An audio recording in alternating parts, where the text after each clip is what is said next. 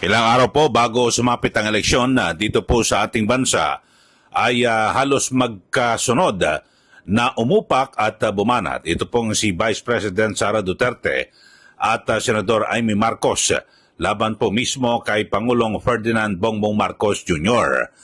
At ngayon ho may binabanggit ho si Senator Amy na hindi na raw po ang kanyang kapatid o Marcos ang namumuno o may control sa ating gobyerno, kundi ay Romualdez at Araneta. So panoorin po natin mga kababayan para po sa inyong kaalaman, ito hong patutsada mismo ng presidential sister na si Amy Marcos laban po sa kanyang kapatid na si Pangulong Marcos Jr. Ito ho, panoorin po ninyo.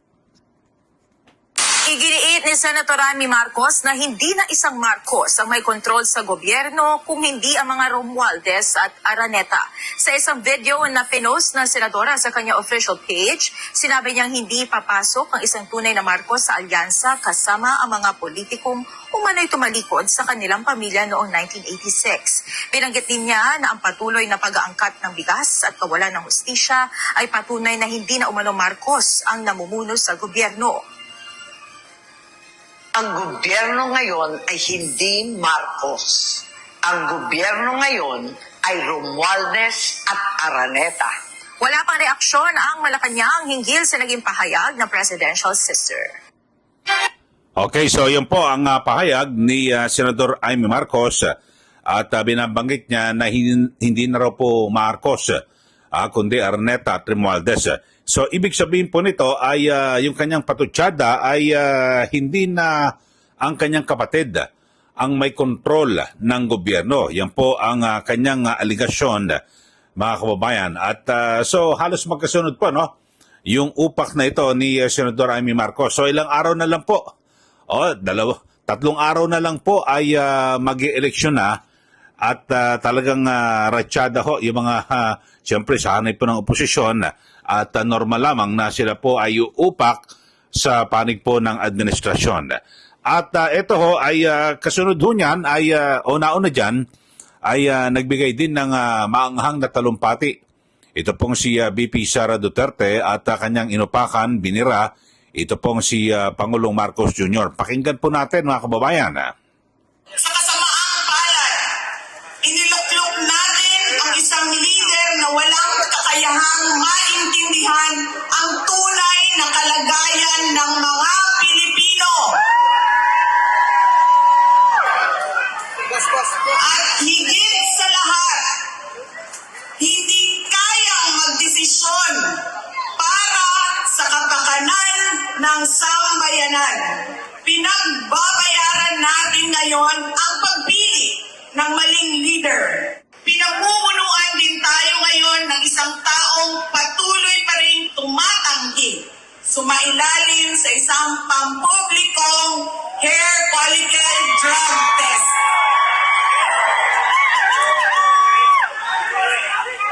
At nagsinungaling sa 20 pesos ang bigas. Hindi ako mapapagod na sabihin ito. We Filipinos deserve better. We must return to long-term, concrete programs, not short-term dole-outs that are being abused by those in power. Okay, so yan po ang pahayag no, ni VP Sara Duterte at kung saan ay kanyang direktang inupakan din. Ito pong si Pangulong Marcos Jr. At halos magkaparehas po, no? Magkatono ang upak ni Senator Amy Marcos at pati sa bigas, parehas po sila ng issue at na kung saan ay kanilang binibira. Ito pong si Pangulong Marcos Jr.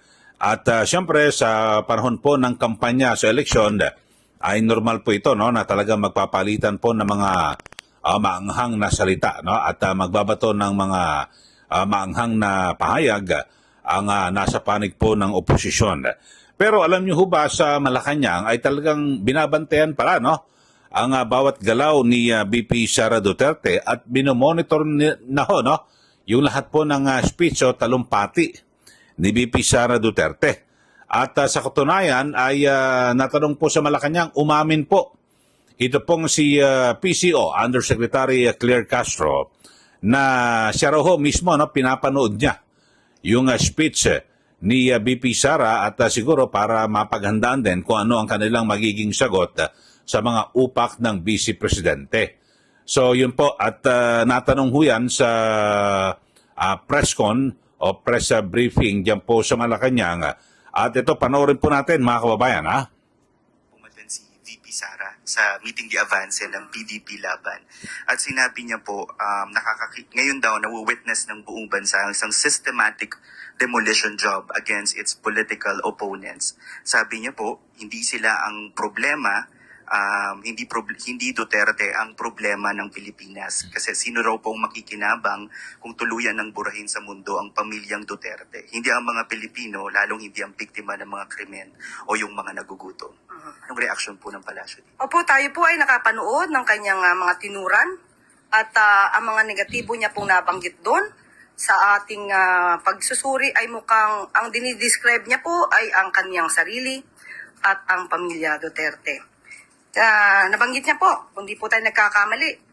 Okay, so yun po ang pahayag ni Undersecretary Claire Castro at inamin po niya na pinanood niya itong talumpati o speech ni BP Sara. So ibig sabihin ay talagang binabantayan, gwardyado ng Malacanang itong bawat kilos at siyempre sa bawat pangangampanya po ni VP Sara Duterte sa mga kandidato na kanilang inendorso ay binabantayan pala ito ng Malacanang. So kayo po sa ating mga suki, sa ating mga viewers, ano po ang masasabi niyo rito? Una, yung kanina, yung binabanggit po ni Senator Amy Marcos na hindi na raw po Marcos ang may control ng ating gobyerno, kundi ay Romualdez Araneta.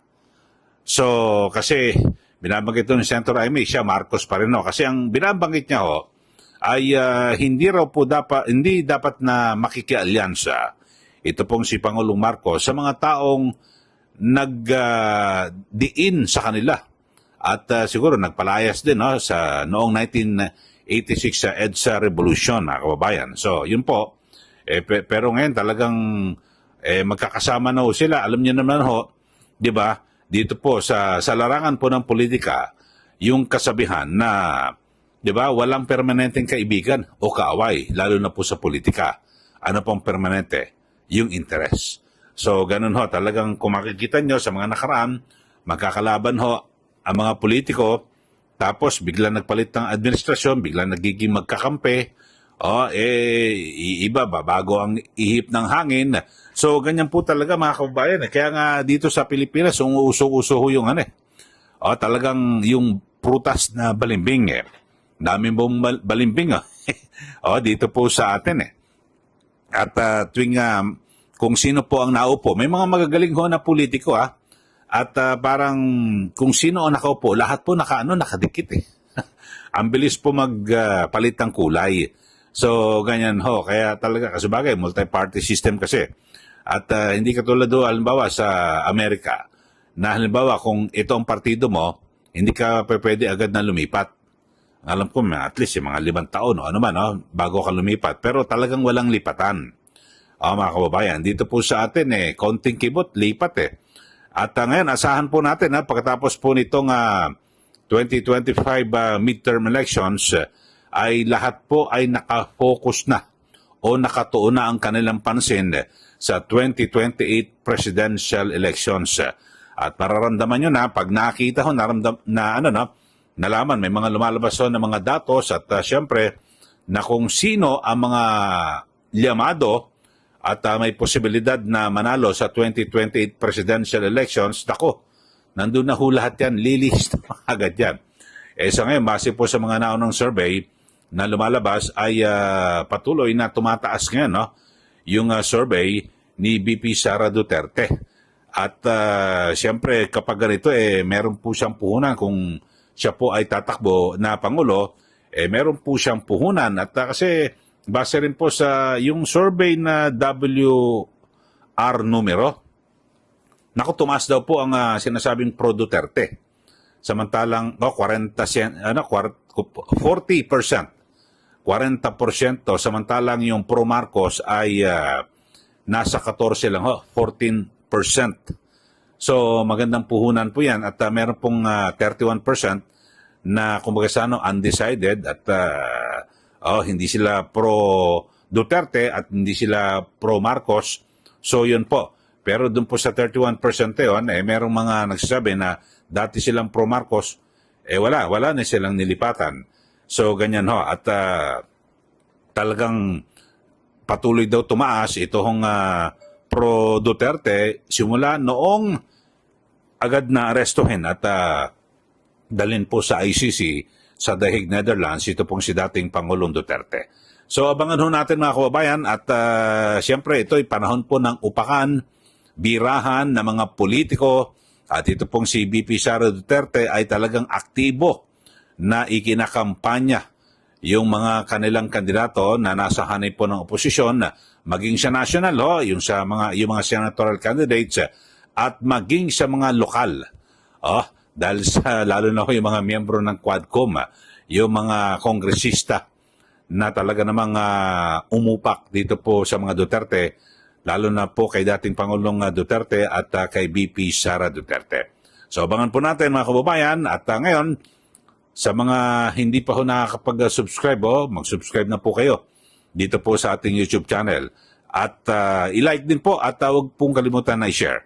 So yun na pag-usapan ho natin dito po sa isyong ito, magkasabay na umupak ito pong si VP Sara Duterte at ito pong si Senator Amy Marcos na sabi niya ho ay hindi na raw po kontrolado ng Marcos ang gobyerno. Samantalang si VP Sara, ang sabi niya po ay tila nagkamali tayo ng pagpili sa leader ng ating bansa na yan po'y tinutukoy, ito pong si Pangulong Marcos Jr. So maraming salamat po muli mga kababayan at paalala sa mga boboto ngayon pala mag-isip na ho kayo at maging matalino, gamitin ho natin yung ating wastong kaisipan sa pagpili ng mga kandidato dahil sa bihira lang po ito tuwing 3 taon pipili tayo para tanggalin natin yung ating sakit ng ulo. Yung mga sa tingin nyo ho ay mga pabigat po sa taong bayan, tanggalin na po natin at huwag na po natin ibalik kung mga re-election is at kung may nakikita tayo na bago na sa tingin ho natin ay pwede ho na maglingkod sa taong bayan, iluklok po natin. National ho yan sa mga senador at maging sa local level. Okay, mga kongresista, gobernador, mayor, etc. Okay, maraming salamat. Ito po muli si Ka Eli. Magandang araw po sa ating lahat.